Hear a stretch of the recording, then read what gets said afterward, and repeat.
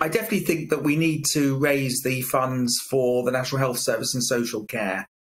We've got an ageing population. We have to sort out our social care once and for all. I also think it would be wrong to postpone the rise, because we'll be facing exactly the same situation next year with people struggling with the cost of living. And I'm anxious about borrowing extra to pay for this, because all that does is defer tax rises to come and puts pressure on interest rates and inflation.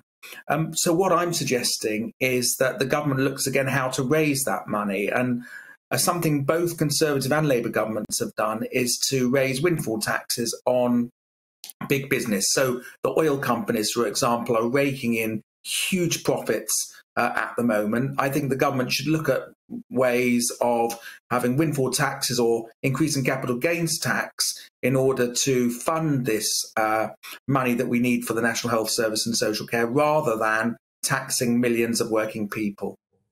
But those oil companies are quite savvy, aren't they? And they're quite clever, really. And they're quite clever at evading some of that tax, but through legal means, of course.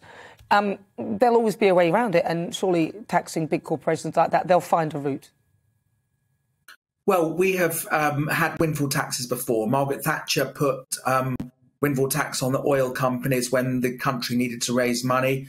We're in a very similar situation to the 1980s. We just spent 400 billion on COVID. We're over £1 trillion in debt. If it's a specific hypothecated windfall tax, it is much harder for these companies to avoid it, because they just have to pay it. And I think we should increase capital gains tax and other taxes that big companies pay to pay for this, the funding that we need for the National Health Service and social care.